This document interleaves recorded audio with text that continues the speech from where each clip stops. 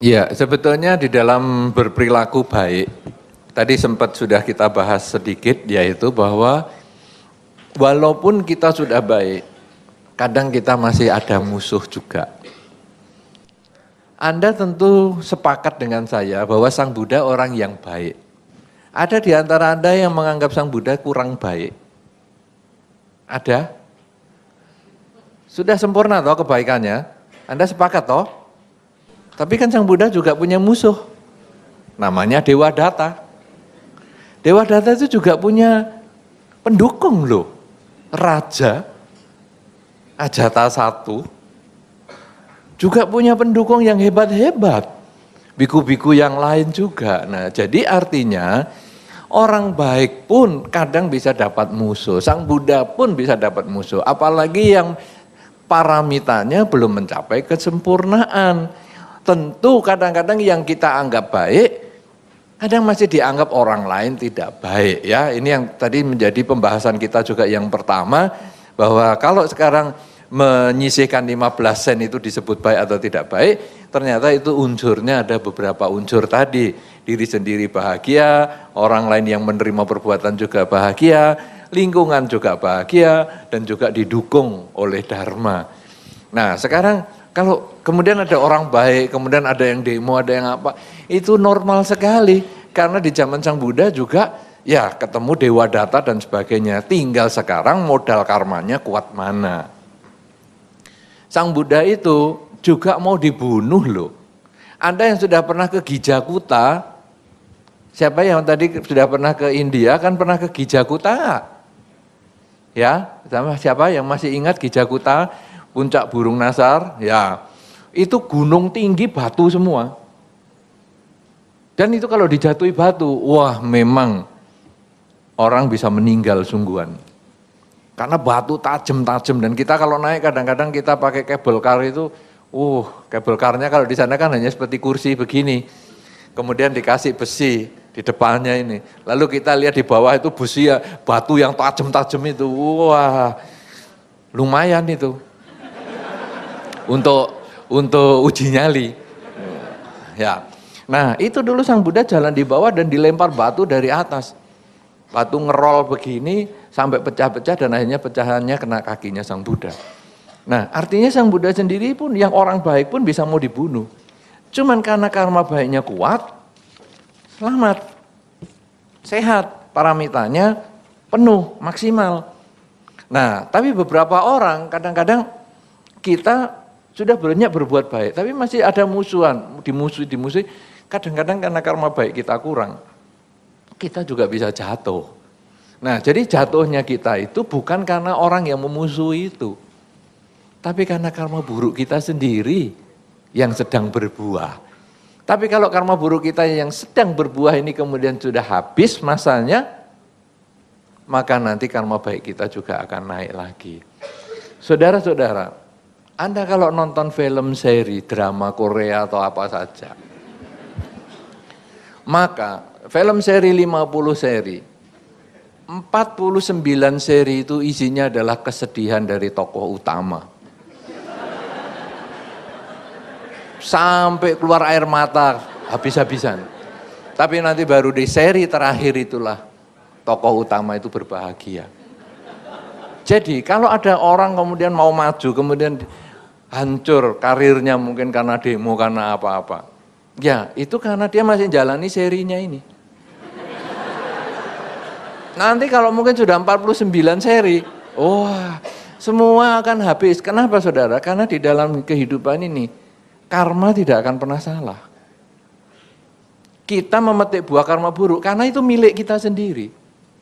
Kita mau misalnya sekarang, kita jalan, kemudian mau kalau bahasa Jawa dijegal, bahasa Indonesianya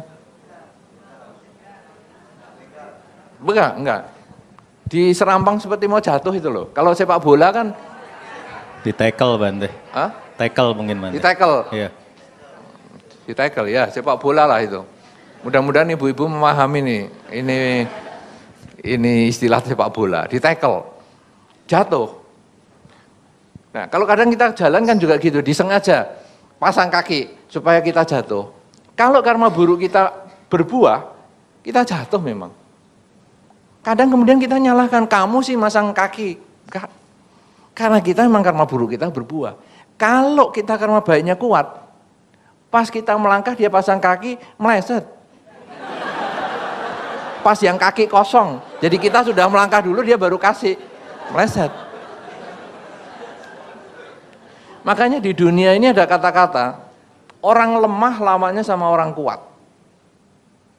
Jadi kalau anak kecil lawan orang besar, gampang dijitak, nangis. Anak kecil kalah sama orang gede. Tapi orang gede ini kalah sama orang pinter. Jadi, wah dia gede, pinter, badannya gede. Si anak, ada orang yang badannya lebih kecil dari dia, tapi pandai. Mungkin pandai kungfu, mungkin pandai apa, mau dijitak, bisa menghindar. Malah ditusuk perutnya, nyut. Kaget. Nah, jadi orang kuat kalah sama orang pandai. Tapi orang pandai kalah sama orang hoki. Nah,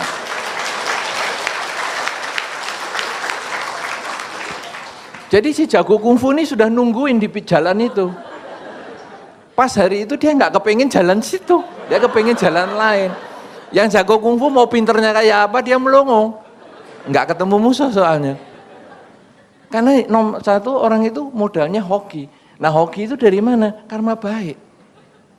Karena itu, kalau sampai tadi ada dikatakan ada orang jatuh karena demo misalnya, atau karena di demo orang banyak, maka dia jelas itu adalah karma buruknya sendiri yang berbuah. Lah kemudian karma baik yang dia lakukan apa? Belum matang. Kenapa? Karena baru 30 seri. Kalau nanti sudah 49, wah naik nanti.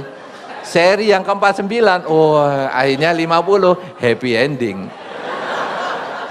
Tapi 50 happy ending itu saudara, kalau Anda nonton film-film seri drama apa saja, itu hanya berlaku sampai hari ini, saat ini.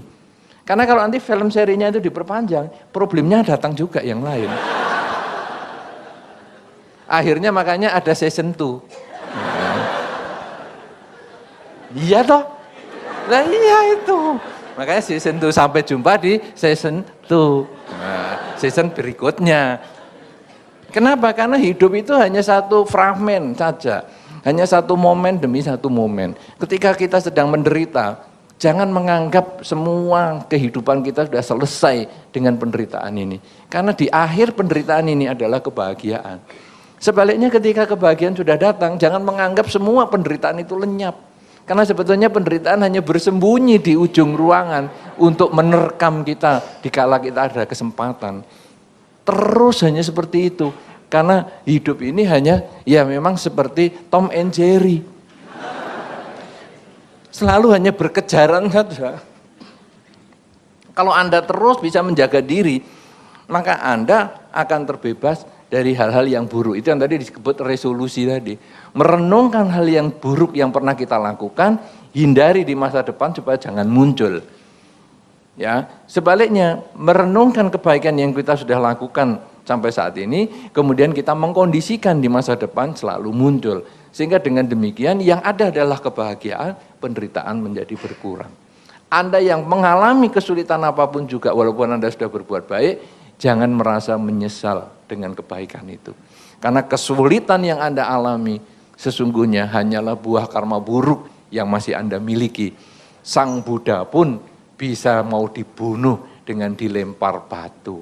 Apalagi kita yang karma baiknya masih kurang, paramitanya masih kurang, tentu lebih banyak kesulitan yang harus kita hadapi. Jangan pernah menyerah dengan kesulitan, karena kita tetap harus menjadi orang yang punya kemuliaan dan kesungguhan. Terima kasih. Tepuk tangan, Tepuk tangan.